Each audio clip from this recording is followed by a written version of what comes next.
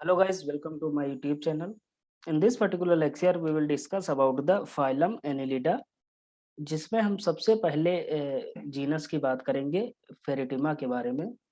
तो फेरिटिमा का पूरा नाम क्या है? फेरिटिमा पोस्थुमा। इसे हम नॉर्मल लैंग्वेज में या लोकल लैंग्वेज में क्या कहते हैं? अर्थवर्म भी कहते हैं या हिंदी में इसे केचुआ कहते हैं। तो ये हमारी सीरीज चल रही है टीजीटी पीजीटी बायोलॉजी की, एलटी बायोलॉजी की। इस पर्टिकुलर लेक्चर में हम बात करेंगे फेरिटिमा पोस्थुमा के बारे में। तो इसके पहले वाले लेक्चर में हमने बात करा था नॉर्मल से जो नॉर्मल कैरेक्टरिस्टिक जनरल कैरेक्टरिस्टिक्स जो होते हैं एनिलिडा के, उसके बारे में बात किया था। अब यहाँ हम देखते हैं कि what is the classification of Pheretima पोस्थुमा। तो क्लासिफिकेशन की बात करें तो फेरिटिमा को कहाँ रखा गया है? ओलिगोकीटा में रखा गया है ना। तो the common Indian earthworm pheretima posthuma belong to the class oligochaeta. Oligochaeta में इसे रखा गया है। एक मिनट रुकिएगा। Oligochaeta of the phylum annelida, phylum annelida के सब फाइलम ओलिगोकीटा में या क्लास ओलिगोकीटा में रखा गया है इसे।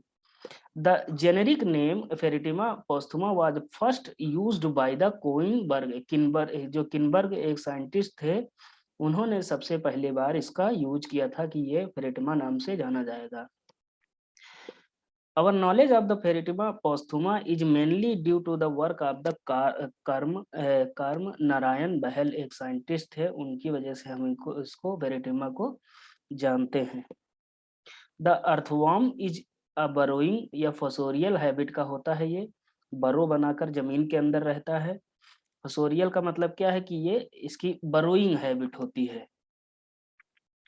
फिर आगे देखते हैं कि ये क्या, this animal living in burrows made in moist soil जो होती है वहां पाए जाते हैं।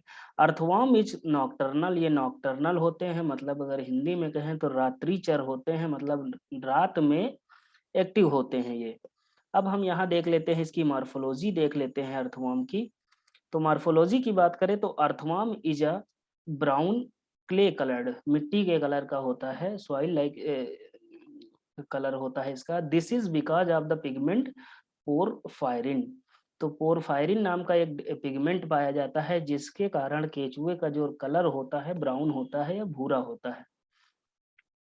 Numerous granules of the porphyrin pigment are found scattered in the circular muscular layer of the body wall।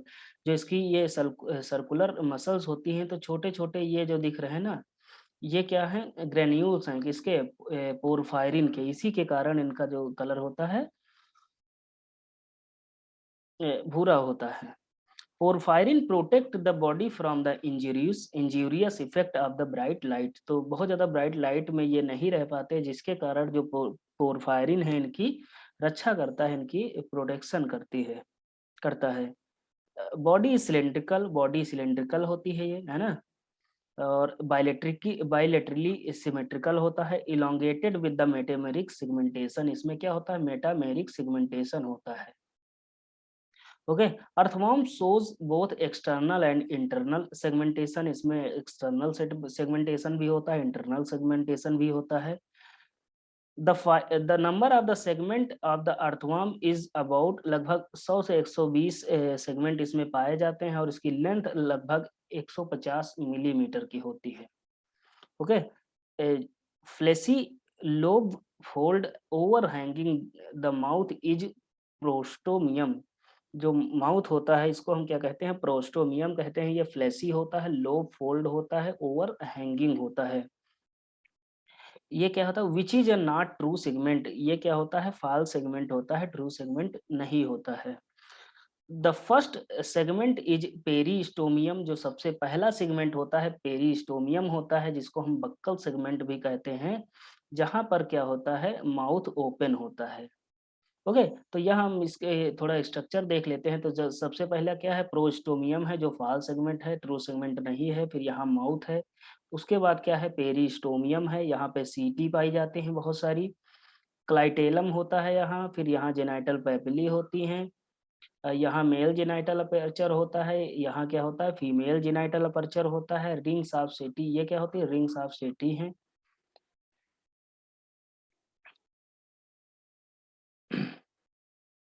Okay, अब आगे देखते हैं कि 3 region in the body of the जो अर्थवर्म के बॉडी के 3 रीजन होते हैं, तो सबसे पहला जो रीजन होता है उसे कहते हैं प्री क्लाइटेलर रीजन। जो क्लाइटेलम होता है उसके पहले का जो रीजन होता है उसे प्री क्लाइटेलर रीजन कहते हैं, जो लगभग पहले सेगमेंट से लेकर 13 सेगमेंट तक एक्सटेंड होता है। फिर उसके बाद आता है क्लाइटेलर सेगमेंट, जो लगभग क्लाइटेलम जो होता है 14, 15 और 16वें सेगमेंट तक होता है, और जो तीसरा सेगमेंट होता है उसे कहते हैं पोस्ट क्लाइटेलर सेगमेंट, जो लगभग 17th सेगमेंट होता है, लगभग लास्ट सेगमेंट होता है।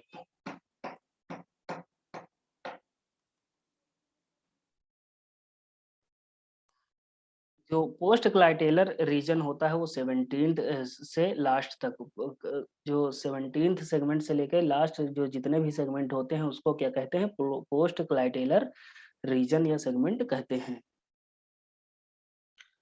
फिर उसके बाद क्या आता है, एनएस आता है। Anus is located on the last segment, जो लास्ट सेगमेंट होता है वहां पे एनएस प्रेजेंट होता है। So a post anal tail is absent in the earthworm, जो पोस्ट एनल टेल होती है अर्थवर्म में नहीं पाई जाती है। Dorsal pores are present on the intersegmental group starting from the 12th and 13th segment up to the last but one groove। एक यहाँ क्या ग्रुप पाया जाता है, और जो डॉर्सल पोर होते हैं on the inter segmental group starting from the लगभग 12 से 13 सेगमेंट से लेकर लास्ट सेगमेंट तक ये पाए जाते हैं। एक्सुडेशन या coming out of the body fluid takes place through the dorsal pores keep to keep the body wall moist. और यहाँ एक्सुडेशन होता है, मतलब यहाँ से बॉडी फ्लूइड निकलता है, जो ताकि जो केचुए की जो अपर लेयर होती है, जो सरफेस होती है वो मॉइस्ट बनी रहे, सूखे ना। यहाँ नेफ्रिडियो स्पोर्स होते नेफ्रिडियो पोर्स होते हैं। ये नेफ्रिडियो pore of the integumentary nephridia लगभग 200 से लेके 250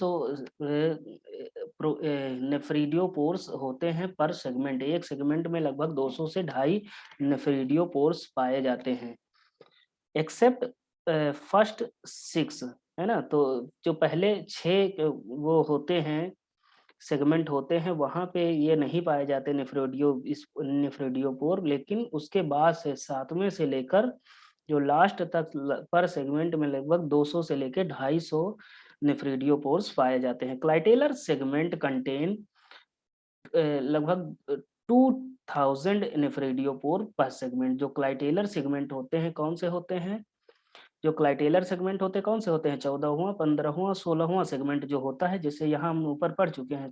जो 14th, 15th एंड 17th जो सेगमेंट होता है क्लाइटेलर सेगमेंट होता है।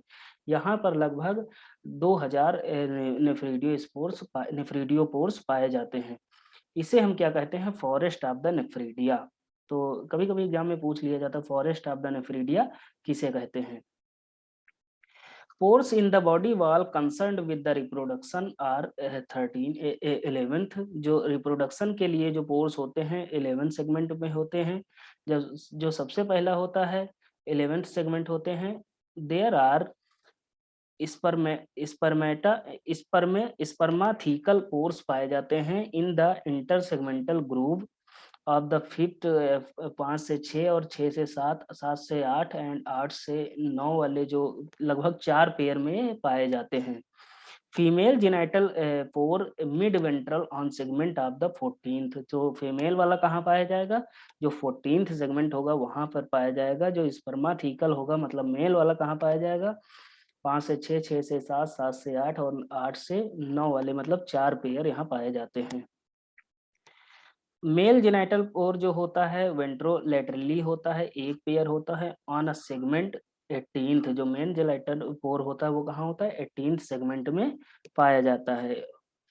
Male genital papillae are present on the segment. जो मेल जेनाइटल पैपिली होती हैं वो कहाँ पाए जाती हैं, जो 17th और 19th जो सेगमेंट होता है वहाँ पाए जाते हैं, मतलब ये 2 पेयर की पाई जाती हैं। ओके, तो इस लेक्चर में हम अर्थवर्म के बारे में इतना ही रहने देते हैं। फिर नेक्स्ट लेक्चर में हम बात करेंगे उसकी बॉडी वॉल के बारे में और उसके जो आगे के कैरेक्टर्स हैं उसके बारे में, एलिमेंट्री कैनाल के बारे में नेक्स्ट लेक्चर में हम बात करेंगे। ओके।